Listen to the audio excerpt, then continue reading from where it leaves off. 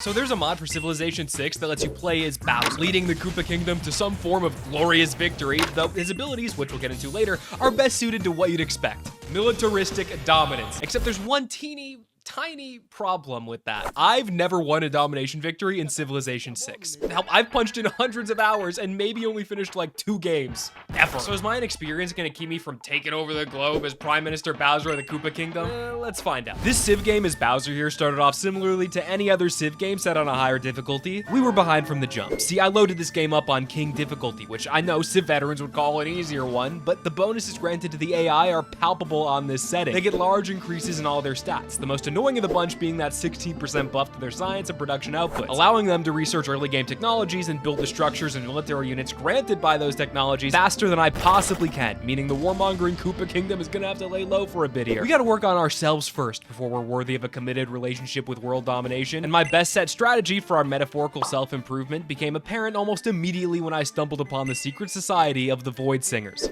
Ooh, Void Singers? Oh, I think we run it back with the Void Singers, to be honest with you. I think you gotta run it back. I think I must run it back. The Void Singers are a secret society focused on buffing the hell out of your faith output. Early on in the game, faith is predominantly used to attract a great profit and convert the nearby cities to your religion of choice. I called mine Clamism because my Twitch chat told me to. I'm pretty impressionable. Now, upon founding that new religion, and each time you spread it to a new city, you get what's called era score. This era score dictates whether or not you'll spend the next upcoming set of turns in a Dark Age, Golden Age, Neutral Age, or Heroic Age. An important factor in my early game strat here. See, there's a bonus you can choose while entering a Golden Age in the Classical Era, the first era shift of the game, known as Monumentality. This buff allows you to straight up purchase settlers with faith, and thanks to those totally not freakish or culty Void Singers I enlisted with early in the game, I'll be able to spam a truckload of new settlements if I can hit a Golden Age. And that's a big if, because I'm sharing this continent I've spawned on with 2 different bozos that could get in the way of things. It's an honor to meet you, Scotland. It's an honor to meet you. The peak of human masculinity. Whoa! What a meeting of the worlds here. Now here's somebody I feel like it's my duty to murder. Now Robert Bruce and Peach both have their own annoying aspects, and again, I'm Bowser here. I'm gonna find a way to kill both of them in due time. Okay, it doesn't quite work out that easily. We'll get to it later though. But of the 2, Robert Bruce of Scotland makes for a more tantalizing target at this early point of the game for one simple reason. He's weak as hell. See, Peach is ahead of me in just about every aspect of the game. Science, culture, money. Hell, she even rivals me in military might, and I'm fucking Bowser, man. Scotland started the game a good leg ahead of me too, but since I hit that Golden Age I was talking about earlier and supersized my empire, I was able to increase my science output just enough to unlock Bowser's unique unit, the airship. These things are sick as hell. They're a siege unit replacement, meaning they can't move and attack on the same turn. However, when they do attack, these ships deal extra damage towards cities. Perfect for taking towns over. Also, since they're,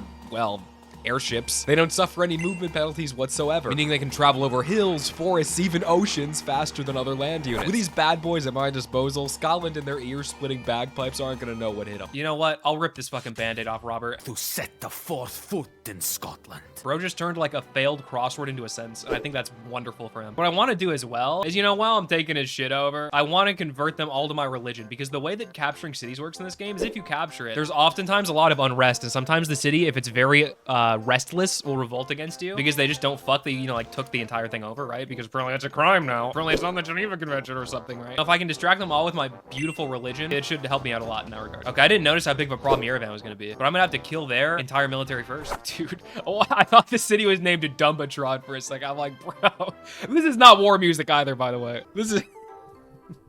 I can only imagine like one of them Attack on Titan-ass like opening scenes where everybody's just like the walls are getting taken over. That kid's mom gets eaten by the big Titan and it's just this fucking happy ass music. I think it's like an art piece. I don't want to talk over this. Honest to God though, it might be worth straight up dead ass. If that happened, I might just build another airship right now because I think we're gonna need a little bit more oomph. Heaven opens the eyes of the people of Aberdeen as they join the faithful followers of Clamism II. Yay! Yay! Even while at war with Koopa Kingdom, that's what I'm saying. Thanks for the era score, sucker.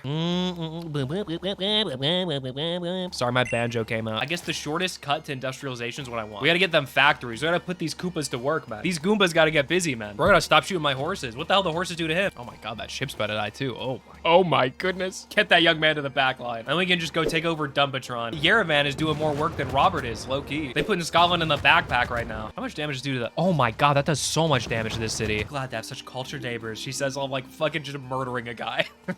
Oh, I'm glad to have such cultured neighbors that they just love bombing people. I was gonna say how narcissistic a leader you have to be to just put your face on like the brim of every ship. When I thought about it, I was like, you know what? I think like most world leaders I think in history are like that. I guess that makes sense.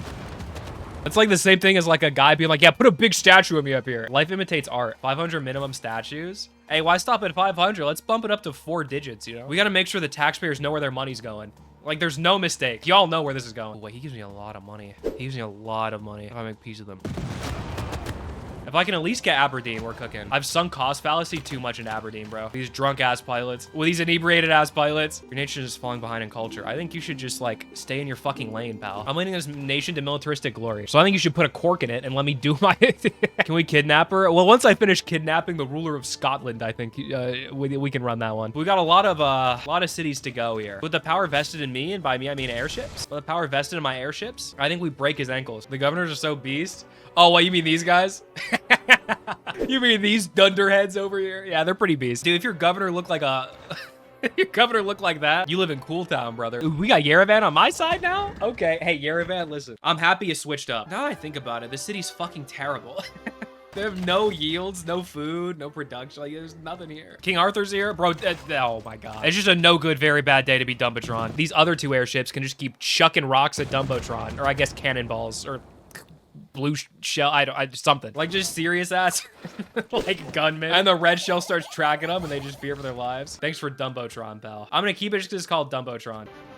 Yeah, okay, now this got serious. That's how you know we close to taking over Scotland, when the music switches from to wait, oh dude, I haven't said the thing about the big Scooby-Doo sandwich today. I almost forgot. Or I could fuck up a big Scooby-Doo sandwich right now. All right, Haddington, you've eaten your last haw. You've hagged your last is. It's an awful city, but I think I want it just to say that I have it. Oh, I can name this guy's got enough promotion. I think the SS Jerglump can break the curse. We should start tearing these walls down too. Just get a little chip going on because those walls are beefy as hell. It's gonna take time for him to accept his reality and for the city itself to accept its reality and its infrastructure to accept the reality that the blue shells will not stop hitting. Shelling got a new definition. Whistles indicate the start of a new shift and workers from Scorched Hill stream into the industrial zone. You can imagine you're like get one shot at life and you're the worker at Scorched Hill working in the industrial zone, slaving away. Oh God. Surely no workforce violations take place. I'm pleased that you're ready to accept me as the supreme leader of this planet. Dude, the gall you have to talk that type of shit. Oh, I'm glad that you're the supreme leader of this planet. Brother, there's a lot of talk for a guy with double your military power and a lot of spaceships, or regular ships, I guess. She's next on the shit list, no doubt about it. A dirige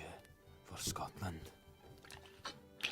Canst do it here. I've been hearing it. Get to the dungeon, bro. Scotland will not stand the test of time. Score! Scotland fell as expected with relative ease. Although one aspect about how this military campaign panned out bugs me. The amount of time it took. I mean, y'all saw a condensed edit of it, but that war took several straight hours to wrap up. And the problem with this? My airships are starting to ever so slightly lose their complete combat dominance over all the other military units in the game. And this could wind up being disastrous because my neighbor up north and next conquest, Princess Peach of the Mushroom Kingdom, makes Robert Bruce look like a kid with that propeller hat on and a big swirly lollipop. Peach's stats dwarf Scotland's in every conceivable metric. The scariest among them being her impressive science per turn, allowing her to wield a military not far off from my own from a technological perspective. She doesn't just have sticks, rocks, and a dream like Robert Bruce did. Plus, her cities are much denser defensively, decked out with walls and garrison military units to chip away at my airships throughout our siege. Do I have enough military Goomba power to achieve the great Koopa Kingdom dream of felling the fungal menace? Boy, I hope so. Imagine that's the reaction of the guy who declared war on. Just like a subtle moving of the shoulders. Okay. Bro, he could be a little angrier. Men don't even go to war and die anymore. The poor ones do. The poor ones in the Bowser Kid, the Koopa Kingdom do. But the nepotism platoon in the bottom right, they just get to hang out in Sterling. University, I like science. That's our backup victory. And we just roll in like Guy Fieri that one time. This is a lot of military. I think Windy Mill is still gonna be very difficult to take. Holy shit, will you guys shut up? Oh, right, we're fighting against toads. We gotta hear they dumbasses.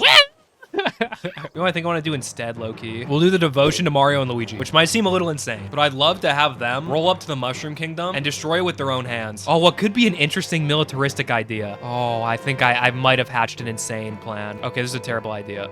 Because what I wanted to do is have this as like a base of operations. Can I move one of my shitty governors over there? Larry, get your ass over to Goomba City. The streets need you at Goomba City right now, Larry. If we can somehow keep it, it'll be super useful as a place to just spam by military units with faith, so I can just have a never-ending tide of military units spawn in right next to the borders of the Mushroom Kingdom. Y'all still want to rebel? Even after I send Larry over? What the fuck is wrong with Larry, bro? Larry's a cool guy. Heaven opens the eyes of the people of Windy Mill and they join the faithful followers of Clamism, yay! Even while at war with the Koopa Kingdom. A little religion's a powerful thing for an empire to control the populace. This city's about to go tumbling down, by the way. The walls are crumbling as we speak here. All right, let's take Windy Mill. Let's start this off right. Okay, it's gonna rebel immediately is the bad news. I think, to be honest with you, it's probably more trouble than it's worth to keep the city. I'll burn it. Larry is gonna save us, dude. Larry is about to save Goomba City. He's about to be the silver-tongued, smooth leader that we need to keep us alive. Oh, Mario and Luigi finally showed up. Get to jumping, fellas. We need you to go kill a bunch of toads, man. We need you to betray the hand that fed you and bite it. Oh, wait, hold on. Larry's actually doing work. He's staving the rebellion off. 23 gold for 30 turns? No, I don't want it. All I want is your head on a pike. Could you imagine? Just get like really intense. So I get like really into the game. I get like really into this. I start like role playing and stuff. Full loyalty in 48 turns. Let's go. We saved Larry saved Goomba City, bro. What does Dimblewoods happening here? Let's see. We got a campus and not really anything else. Oh, to keep or not to keep? Only one district we can raise. The Petrus, dude, it finally built in Dumpatron. Let's go. Look at it, dude. It's a sprawling metropolis now. That's the capital, Toad Town. That is a city and a half, dude. Oh, they're bombs? I didn't know the siege units were bombs. That's so funny. Worst case, they can just walk right into the town and like set themselves off. Fungi Town is slowly but surely going up in smoke. Now the question is, can these two melee units rub their two brain cells together and roll into Fungi Town and take it over? Yahoo! Now this might be a city worth keeping. It's a great city. It's decently close to my other borders. I'm gonna try and keep it. 91 gold for 30 fucking turns. That's a lot of money. But I'm gonna refuse because I just am doing this for the love of the game and not the contract. 2 seconds later. Yeah, I might honestly have to make peace for a bit here. Oh, Mario's. Look who decided to show up, bro. Fucking Mario finally showed up. Okay, this infantry over here is a bit of a problem, isn't it? They're stronger than Mario and Luigi. It would've been so nice to keep that city. It would've been so nice. I should've just raised it though. That's kind of a bum decision not to raise it. Holy shit, they're unloading into that thing. I mean, dude, is there enough fucking ammo in there for you? Holy shit. They just keep going. Yeah, I might have to run a peace treaty here. I'm kind of just getting obliterated because of Fungi Town. So I think what I'm gonna do is run a classy little peace treaty, and then by the end of the game, come back and run it down. So that was one embarrassing military campaign. I mean, how do you even lie to your citizens about that? It's gonna take some real legwork from the propaganda machine to blow this one over. We lost a lot of strong, wacky henchmen in this war, and it's gonna be hard to replace them. Plus, even if I do, Peach's defenses will only get stronger. So what's the best method of paying back a stalwart military opponent to which we're ideologically opposed? An honest, honorable, straightforward. No, I'm just fucking with you guys. It's nukes.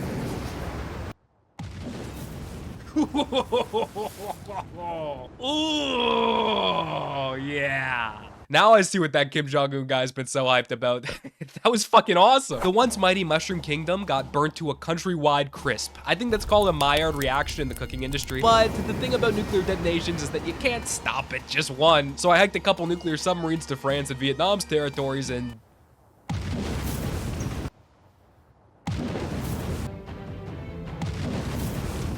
yeah, needless to say, a totally flawless victory by me. No strategic mistakes were erased by the invention of the atom bomb around here. I ended up winning with a dominant science victory since every other civilization was reduced to ashes. Oh, and if you wanted to play this mod yourself, the link's in the description of this video. If you enjoyed watching, make like Bowser and press the big red button in the bottom right corner, or if you want to one-up him, press the cooler purple button on my Twitch page. Link in the description for that too. And as always, see you guys next time.